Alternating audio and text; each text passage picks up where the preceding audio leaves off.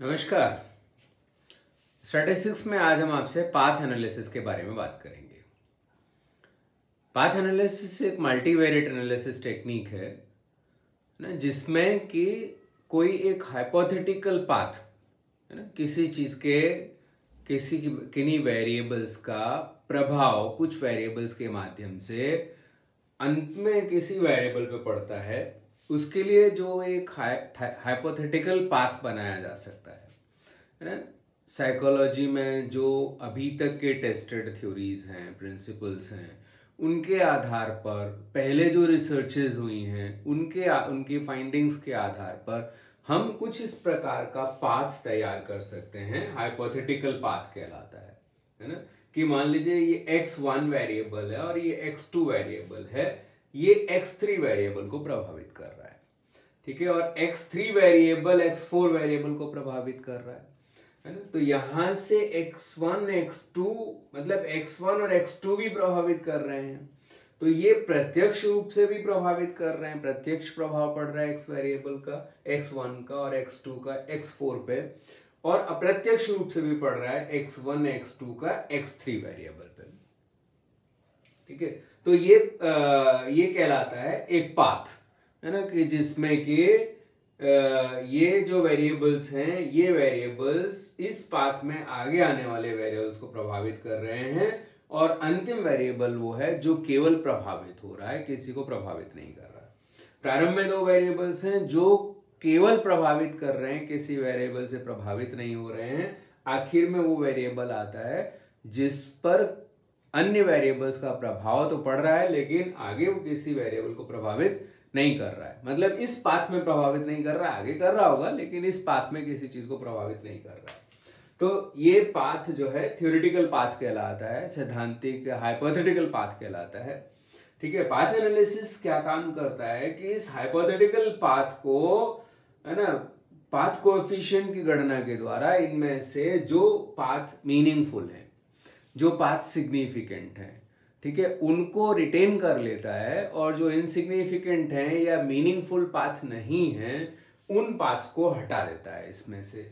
तो वो path refined path कहलाता है। जैसे इसका रिफाइंड पाथ ये है, इसमें से आप देखिए x2 का जो x4 पर डायरेक्ट प्रभाव पड़ रहा था, ये वाली लाइन आपको यहां नहीं दिखाई पड़ रही है। तो हमने ये लाइन कैसे डिलीट की और एक रिफाइंड पाथ कैसे बनाया। ये पाथ हाइपोथेटिकल था और इस पाथ को हमने एक रिफाइंड पाथ मतलब स्टैटिस्टिकली टेस्टेड पाथ के रूप में हमने बना दिया। तो वो इसके लिए जो टेक्निक इस्तेमाल की जाती है वो पाथ एनालिसिस कहलाती है। यही चीज देखिए इस डेफिनेशन में बताई गई है। पाथ एनालिसिस क्या है? Path analysis is a statistical technique by using which a hypothetical path model, this is the hypothetical path model, ठीक है, can be tested statistically। इसको हम statistically टेस्ट करते हैं। कैसे टेस्ट किया गया देखिए, ये पाथ 4-1 इसके ये जो वैल्यू आप देख रहे हैं, ये वैल्यू पाथ कोएफिशिएंट कहलाती है। पाथ एनालिसिस में ये वैल्यू कैलकुलेट की जा सकती है ना। तो ये पाथ कोएफिशिएंट्स निकाले जाते हैं। देखिए इसका भी निकाला गया है, पाथ 3-1 का निकाला गया, पाथ 3-2 का निकाला गया 0.2720, पाथ 4-3 का निकाला गया 3.3740 सॉरी, और पाथ 4 इसके लिए निकाला गया 0.0096। तो ये पाथ कोएफिशिएंट्स निकाले गए, है ना। ये हमने क्या किया है कि स्टैटिस्टिकल टेक्निक जो पाथ एनालिसिस है वो लगा करके ये पाथ कोएफिशिएंट्स निकाले, और इनमें फिर हमने इन पाथ कोएफिशिएंट्स की सिग्निफिकेंस टेस्ट की कि ये पाथ कोएफिशिएंट्स कुछ मीनिंगफुल हैं या नहीं है। तो हमने सिग्निफिकेंस टेस्ट करने के बाद देखा तो ये 0.0096 वाला जो पाथ है ना, जिसकी पाथ कोएफिशिएंट 0.0096 आ रही है, ये इनसिग्निफिकेंट पाथ पाया गया। और इस पाथ को रिफाइंड पाथ मॉडल में हमने इसको ये कहलाता है ना, ये कहलाता है हाइपोथेटिकल पाथ। हाइपोथेटिकल पाथ कहलाएगा ये।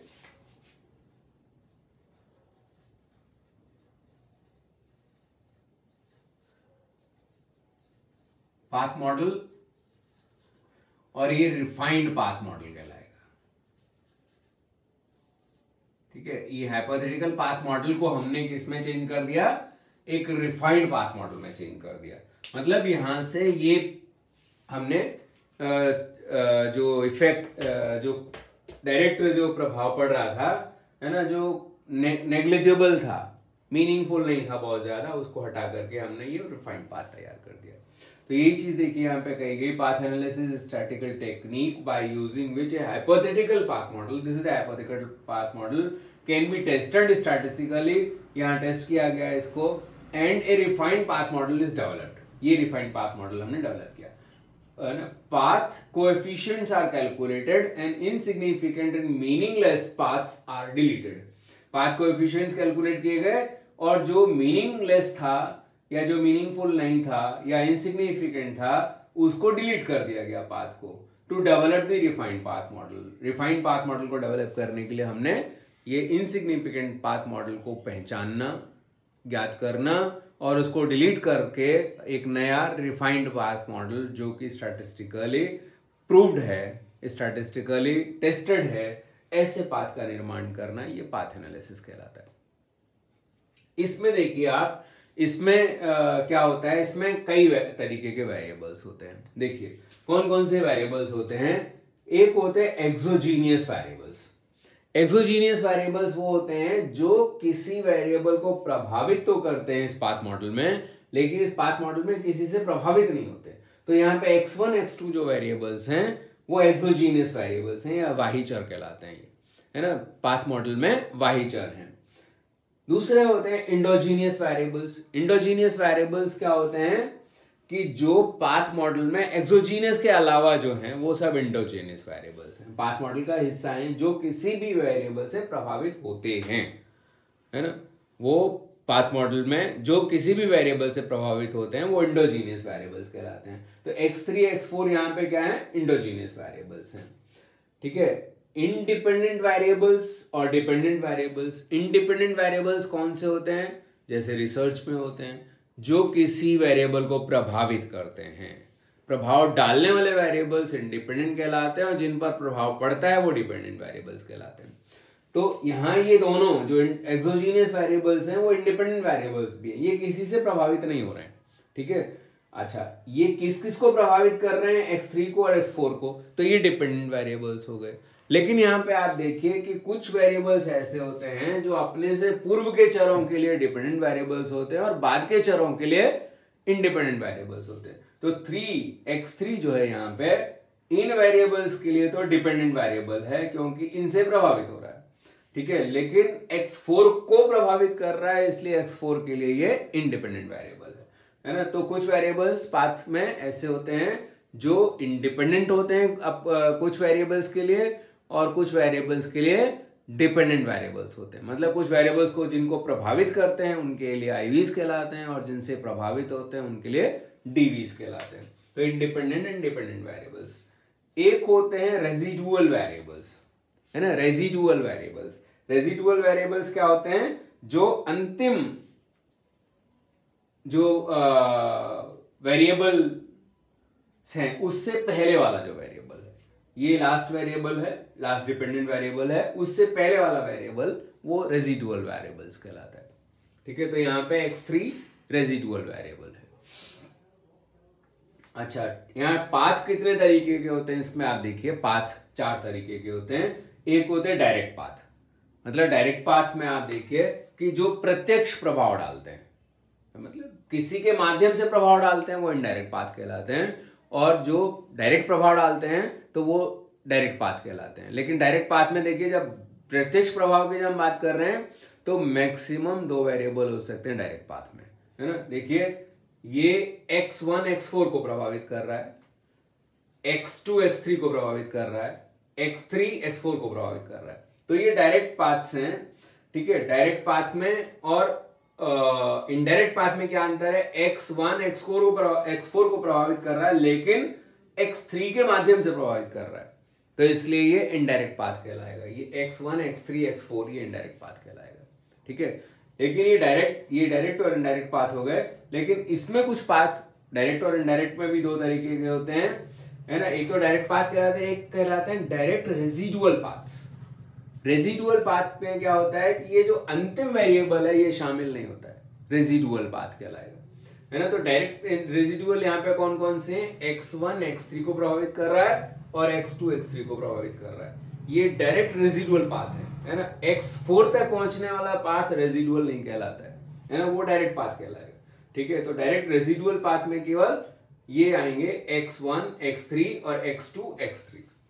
इनडायरेक्ट रेजिडुअल पाथ में क्या होता है, फिर वही चीज आ जाती है कि यहाँ पे लास्ट वेरिएबल, तो इसमें बाय चांस कोई इनडायरेक्ट रेजिडुअल पाथ नहीं है, क्योंकि इनडायरेक्ट के लिए कम से कम 3 वेरिएबल चाहिए।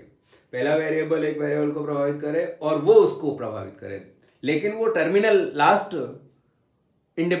डिपेंडेंट वेरिएबल नहीं होना चाहिए, तब वो इनडायरेक्ट रेजिडुअल पाथ कहलाएगा। तो यहाँ पे कोई इनडायरेक्ट रेजिडुअल पाथ नहीं बन रहा है, क्योंकि इसके लिए एक और वेरिएबल चाहिए होगा, है ना। तब फिर ये x5 अगर मान लीजिए आगे होता तो x4 तक का जो पाथ है x2 x3 x4, तो ये इनडायरेक्ट रेजिडुअल पाथ कहलाता अगर इसमें एक वेरिएबल और आगे होता। तो इस पाथ मॉडल में कोई इनडायरेक्ट रेजिडुअल पाथ नहीं है। पाथ एनालिसिस के अजम्पशंस क्या हैं? देखिए, पाथ हर एक ये पैरामीट्रिक स्टैटिस्टिक्स है, इसमें कुछ ना कुछ अजम्पशंस होते हैं, उनको फॉलो करना पड़ता है ना, उनको मानना पड़ता है। अगर वो हम अजम्पशंस पूरी नहीं करते हमारा डेटा, तो फिर हम इस स्टैटिस्टिक्स को नहीं लगा सकते। पहली चीज तो variables are measured on interval और हायर स्केल, मतलब कम से कम इंटरवल स्केल पे मेजर किए गए हों। तो 4 स्केल होते हैं, आप जानते हैं। तो 4 में से जो ऊपर के 2 लेवल्स हैं, है ना, वो इंटरवल एंड रेशियो स्केल्स कहलाते हैं। तो जो वेरिएबल्स हैं कम से कम, इसमें जो भी x1 x2 x3 x4 जितने भी वेरिएबल्स आ रहे हैं पाथ में, उन सब की जो मेजरमेंट है वो कम से कम इंटरवल स्केल पे किया जाना चाहिए। Variables have linear, additive and casual relationship, है ना। जो वेरिएबल्स हैं उनमें एक तो लीनियर रिलेशनशिप होनी चाहिए, ठीक है। कोरिलेशन जो है उनके अंदर लीनियर होना चाहिए, कर्वी लीनियर नहीं होना चाहिए कि कभी वो नेगेटिव कोरिलेशन जा रहा है तो कभी पॉजिटिव कोरिलेशन जा रहा है। तो कर्वी लीनियर नहीं होना चाहिए, लीनियर कोरिलेशन होना चाहिए। या नेगेटिव भी नहीं जाए तो कभी तो तेजी से ऊपर की तरफ बढ़ रहा है ना, फिर थोड़ा नेगेटिव ही कहलाएगा जब नीचे की तरफ जाएगा। तो कर्वी लीनियर नहीं होना चाहिए, ठीक है, पहली चीज। दूसरी चीज एडिटिव होनी चाहिए। तीसरा कॉजुअल रिलेशनशिप होनी चाहिए। देखिए, कॉजुअल रिलेशनशिप का मतलब क्या होता है? वैसे तो कोई कोरिलेशन कॉज नहीं बताता है, लेकिन अगर कोई रिलेशनशिप है और कई चीजें देखनी पड़ती हैं हमें, वो स्ट्रॉन्ग रिलेशनशिप है, ठीक है। अगर पहले की कुछ स्टडीज ये प्रूव कर रही हैं कि इस चीज का इफेक्ट इस पर पड़ता है, तो हम रिलेशनशिप को कॉजुअल रिलेशनशिप कह सकते हैं। कुछ कंडीशंस होती हैं, अगर वो कंडीशंस पूरी हो रही हैं कोरिलेशन में का जो डेटा है उसमें वो कंडीशंस पूरी हो रही हैं, तो कोरिलेशन को हम कॉजुअल कोरिलेशन कह सकते हैं। वैसे कोरिलेशन सैद्धांतिक रूप से ये नहीं बताता है कि किस वेरिएबल, कौन सा वेरिएबल किसको प्रभावित कर रहा है, किसकी वजह से कौन सा वेरिएबल घट रहा है, किसकी वजह से कौन सा वेरिएबल बढ़ रहा है, ये नहीं बताता है। वो बताता है कि दोनों वेरिएबल या तो बढ़ रहे हैं या दोनों वेरिएबल घट रहे हैं, या एक वेरिएबल बढ़ रहा है तो दूसरा घट रहा है, ये बताता है। लेकिन ये नहीं बताता कि कौन से की वजह से कौन सा वेरिएबल घट रहा है या बढ़ रहा है, ऐसा नहीं बताता है। तो कॉजुअल रिलेशनशिप यहाँ पे ये अजम्पशन होता है। कॉजुअल रिलेशनशिप का मतलब ये हुआ कि x2 x3 को प्रभावित कर रहा है ना। तो इसका मतलब x2 और x3 में कॉजुअल रिलेशनशिप का अजम्पशन है। x1 x3 को प्रभावित कर रहा है, इसका मतलब x3 के लिए x1 कॉज है, तो कॉजुअल रिलेशनशिप कहलाती है, ठीक है। लेकिन एक और चीज होती है, यहाँ पे वन वे कॉजुअल रिलेशनशिप होनी चाहिए, मतलब x3 x1 को प्रभावित नहीं कर रहा है, x3 x2 को प्रभावित नहीं कर रहा है। यहां देखिए एरो का मार्क एक डायरेक्शन में है, यूनिडायरेक्शनल है ना। तो इसका मतलब x2 x3 को प्रभावित कर रहा है, x3 x2 को प्रभावित नहीं कर रहा है। तो वन वे कॉजुअल रिलेशनशिप होनी चाहिए। Exogenous variables are neither related to preceding variable nor interrelated. ये जो x1 x2 हैं, इनके बीच में आपस में कोई संबंध नहीं है, और ये कह रहे हैं exogenous variables are neither related to preceding variables, preceding variables से रिलेटेड हैं नहीं है, हमें इस पाथ मॉडल में नहीं है वो। तो पहले के वेरिएबल्स का क्या इन पे प्रभाव पड़ रहा है इसकी कोई इस पाथ में चर्चा नहीं की गई है, की जानी चाहिए, और न ही आपस में इनका कोई कोरिलेशन होता है।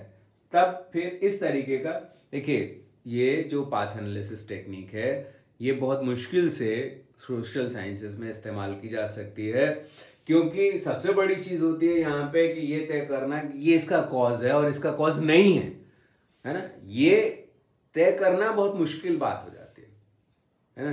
कि जैसे कि पढ़ने से इंटेलिजेंट लोगों का एकेडमिक अचीवमेंट अच्छा होता है, तो क्या academic achievement, intelligence academic achievement को प्रभावित कर रही है? प्रूव्ड है ना कि इंटेलिजेंस, बहुत सारी स्टडीज हुई हैं जिनमें इंटेलिजेंस एकेडमिक अचीवमेंट को प्रभावित कर रही है, लेकिन क्या ऐसा नहीं हो सकता कि एकेडमिक अचीवमेंट इंटेलिजेंस को प्रभावित करे? तो इसकी भी थ्योरीज है। इंटेलिजेंस एनवायरनमेंट से प्रभावित होती है, इंटेलिजेंस पर एनवायरनमेंट का प्रभाव पड़ता है। तो अगर कोई बच्चा बहुत पढ़ाई करता है और उसका एकेडमिक अचीवमेंट बेहतर होता है, तो उसने मैथमेटिक्स पढ़ी, उसने फिजिक्स पढ़ा, उसने केमिस्ट्री पढ़ा, उसने काउंटिंग पढ़ा, उसने सोशल फेनोमेनास पढ़े, उसने एब्स्ट्रैक्ट चीज़ों को पढ़ा, कोई किसी भी विषय में, चाहे वो आर्ट्स के सब्जेक्ट्स हों या सोशल साइंसेस के सब्जेक्ट्स हों, या है ना, तो उसका इंटेलिजेंस भी डेवलप हो सकता है, बढ़ सकता है।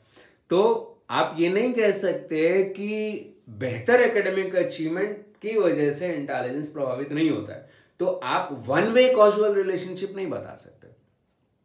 इसलिए ये समस्या आती है कि जब हम पाथ एनालिसिस का इस्तेमाल करें तो ये अजम्पशंस को ध्यानपूर्वक देख लें। थियोरेटिकली हम बिल्कुल जब मान लें, है ना, कि ये पाथ इस तरीके का बन सकता है ना, कि यूनिडायरेक्शनल रिलेशनशिप हो, कॉजुअल रिलेशनशिप हो, है ना, और ये जो मान्यताएं हैं, अजम्पशंस हैं, अगर ये पूरे हो रहे हैं तभी इसका इस्तेमाल किया जा सकता है। अब बात आती है कि इसको कैसे हम इस्तेमाल करते हैं, मतलब ये क्या प्रक्रिया क्या होती है इसमें।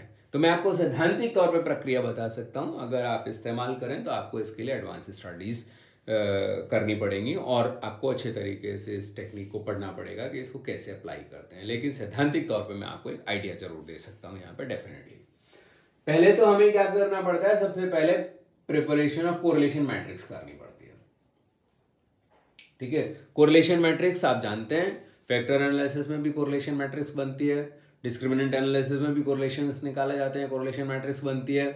ठीक है, तो कोरिलेशन मैट्रिक्स मतलब ये जो वेरिएबल्स हैं x1 x2 x3 x4 जितने भी वेरिएबल्स इसमें हैं थ्योरेटिकल पाथ में, हाइपोथेटिकल पाथ में, उन सारे वेरिएबल्स की आपस में दो के पेयर्स में क्या कोरिलेशन है, वो कोरिलेशन हमें निकालना पड़ता है। फिर उसके बाद उनकी एक टेबल बना देते हैं, वो मैट्रिक्स कहलाती है। ठीक है, तो वो कोरिलेशन मैट्रिक्स बनती है। दूसरी बात हमें क्या करना पड़ता है, preparation of hypothetical path model. इस तरीके का, इसमें ये वैल्यूज तो हमने कैलकुलेट करके रख दिए हैं, लेकिन सैद्धांतिक तौर पे हमें एक पाथ मॉडल बनाना पड़ता है, hypothetical path model. Hypothetical path model कुछ जो अवेलेबल रिसर्चेस हैं उनकी फाइंडिंग्स पर बेस्ड होते हैं, है ना, जो एरिया में, उस एरिया में काम हुआ है ना, जो लिटरेचर अवेलेबल है उसको ध्यान में रखते हुए हम अच्छे तरीके से इन कॉज एंड इफेक्ट को हम पढ़ें, और अच्छे तरीके से हम जब समझ लेते हैं तब फिर हम कोई ऐसा मॉडल बना सकते हैं। तो वो जो मॉडल है जो सैद्धांतिक तौर पे तैयार किया गया है वो बनाया जाता है। वो बनाने के बाद फिर हम क्या करते हैं, कैलकुलेशन ऑफ पाथ कोएफिशिएंट्स। ये जो पाथ कोएफिशिएंट्स लिखे गए हैं ये इनकी गणना की जाती है। इनकी गणना करने के लिए हमें रिग्रेशन एनालिसिस लगाना पड़ता है। ठीक है, तो इसके लिए आपको रिग्रेशन एनालिसिस पढ़ना पड़ेगा, किस तरीके से रिग्रेशन एनालिसिस लगाया जाता है। तो रिग्रेशन एनालिसिस का इस्तेमाल करते हुए हम क्या कर सकते हैं, ये जो पाथ कोएफिशिएंट्स लिखे हुए हैं इनकी गणना कर सकते हैं। उसके बाद testing of significance of path coefficients. ये जो पाथ कोएफिशिएंट्स हैं इनकी सिग्निफिकेंस टेस्ट की जाती है। इनका भी एक टी टेस्ट लगाया जाता है, उसके माध्यम से हम इनकी सिग्निफिकेंस टेस्ट कर सकते हैं। और इनका टी टेस्ट फॉर्मूला थोड़ा सा डिफिकल्ट है, उसको हमें देखना, बुक्स में देख करके हम उसको लगा सकते हैं। इसका टी टेस्ट लगा करके हम देख लेते हैं कि ये जो वैल्यूज हैं, ये जो कोएफिशिएंट्स लिखे हुए हैं ये सिग्निफिकेंट वैल्यूज हैं या नहीं है। अगर सिग्निफिकेंट है तो पाथ में रहेंगी, इनसिग्निफिकेंट है तो पाथ में रहने का कोई सवाल नहीं उठता है, पाथ में से हमें हटाना पड़ता है। फिर आता है डिलीशन ऑफ पाथ्स। तो जो इनसिग्निफिकेंट है पाथ्स उनको हम डिलीट कर देते हैं। जैसे यहाँ पे देखिए पाथ 4-2 को डिलीट कर दिया गया है ना, तो इनसिग्निफिकेंट है उनको डिलीट कर दिया जाता है। लेकिन कभी कभी ऐसा होता है कि कोई पाथ सिग्निफिकेंट भी होता है फिर भी डिलीट किया जाता है। वो क्यों किया जाता है? क्योंकि वो पाथ सिग्निफिकेंट होते हुए भी मीनिंगलेस होता है। जैसे अगर आप कोरिलेशन का सिग्निफिकेंस देखेंगे तो 0.06 का कोरिलेशन भी अगर आपने एक लार्ज सैंपल पे निकाला है, 0.05 का कोरिलेशन भी अगर आपने एक बहुत बड़े 1000 के सैंपल पे निकाला है तो वो 0.05 0.06 का कोरिलेशन ही सिग्निफिकेंट आ जाएगा। तो इसी तरीके से छोटी छोटी वैल्यूज जो हैं बहुत कम है वो भी सिग्निफिकेंट आ सकती हैं अगर आपने पाथ एनालिसिस की गणना बहुत बड़े सैंपल पे की है।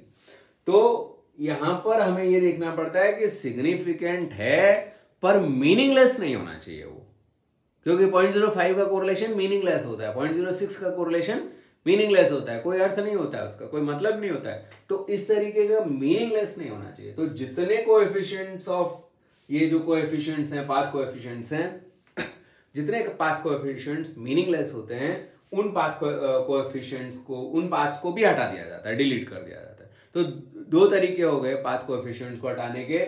एक तो जो इनसिग्निफिकेंट आ रहे हैं वो तो हटाए ही जाएंगे, और सिग्निफिकेंट आने पर भी अगर कोई पाथ कोएफिशिएंट मीनिंगलेस है तो उसको भी डिलीट कर दिया जाता है। और सामान्यतः जो मान्य तरीका है उसका ये है कि इसकी वैल्यू 0.05 से या इससे 0.05 या इससे कम नहीं आनी चाहिए। अगर इससे कम आ रही है तो हम उसको डिलीट कर देते हैं।